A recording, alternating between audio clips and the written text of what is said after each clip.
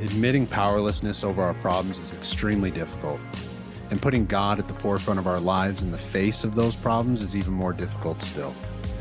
Welcome to Breaking the Cycle. My name is Alan Hyde, and I'm your host. I ask you to join me as we unravel stories of recovery, shift perspectives, and inspire change in those who are seeking answers and solution. Let's get into it.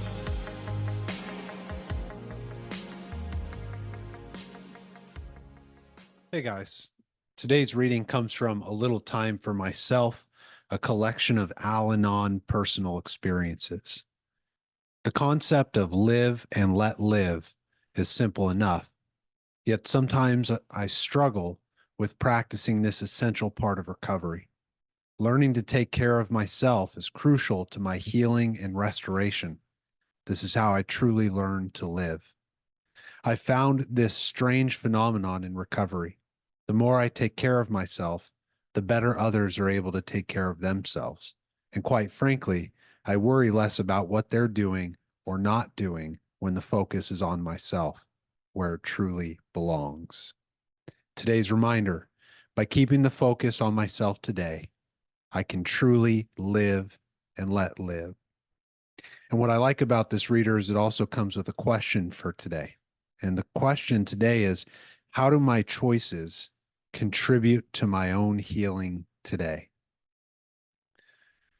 As a career therapist, this is a cornerstone of the work I do with my clients.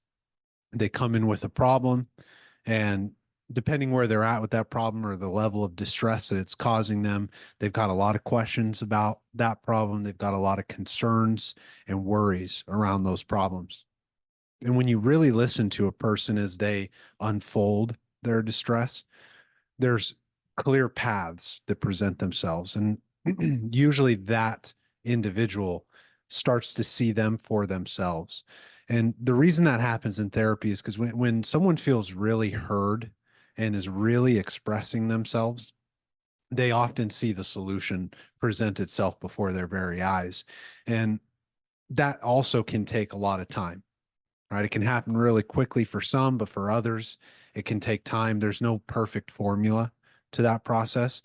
And that's where the therapist comes in. I can hold certain things up for people to help them see the focus, right? Where they can focus on themselves in those situations. And what I've found in my clinical practice over 11 years is that when somebody can get really honest about what they need to take care of for themselves in their daily life, problems seem to melt away.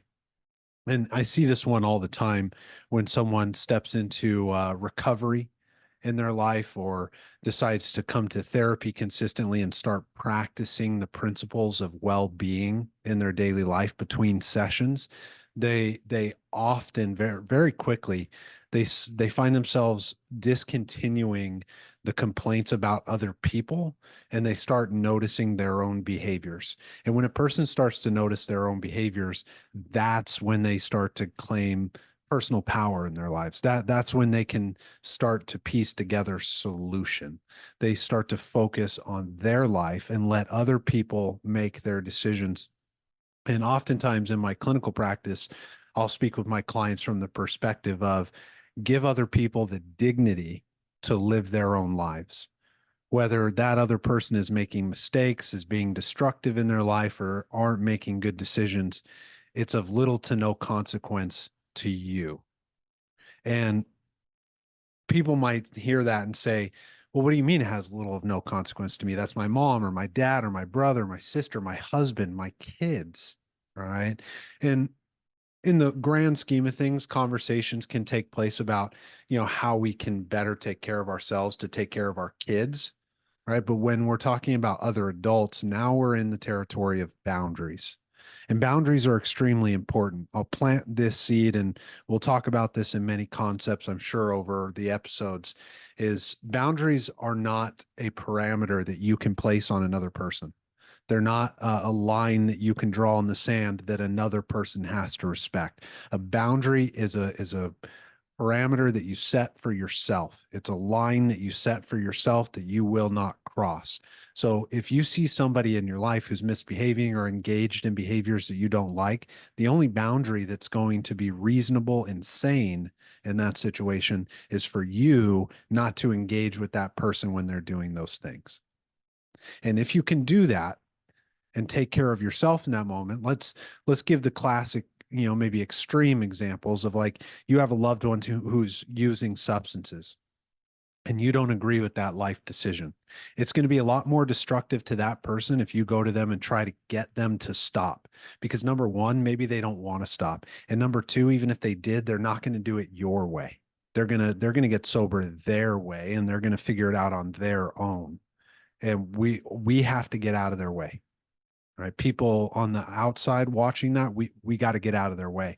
And a good way to do that is to communicate with yourself as openly and compassionately as you can. I am not going to save this person from their bad decisions.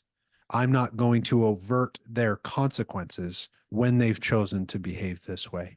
And I don't sit here and profess to you that that's going to be an easy thing to do.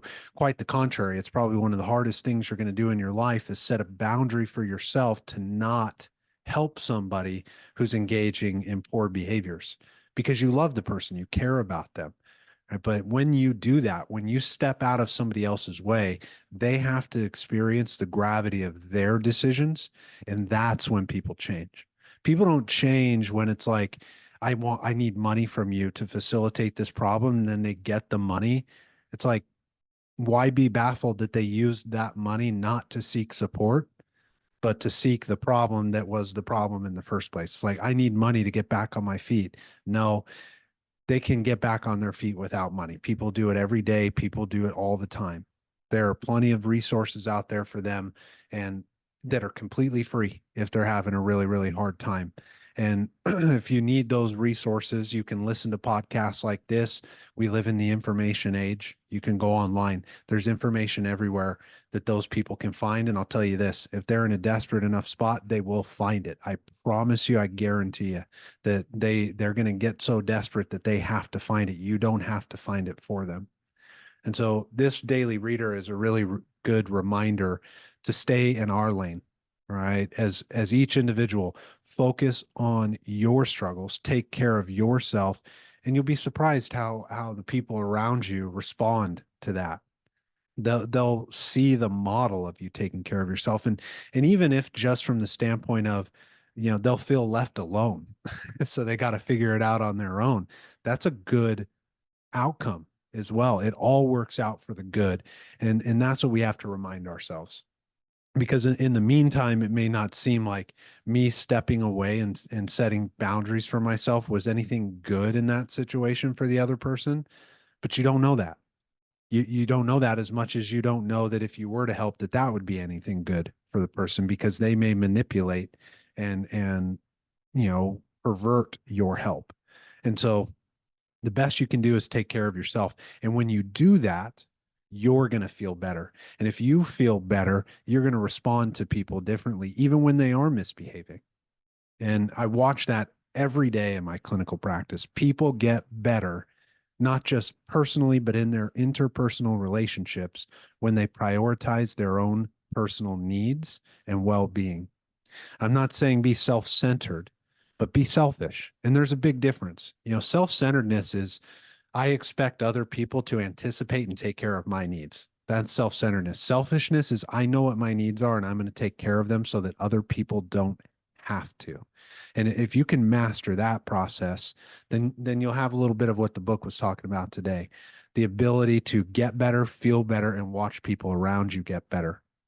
And so we try our best, one day at a time, to live and let live.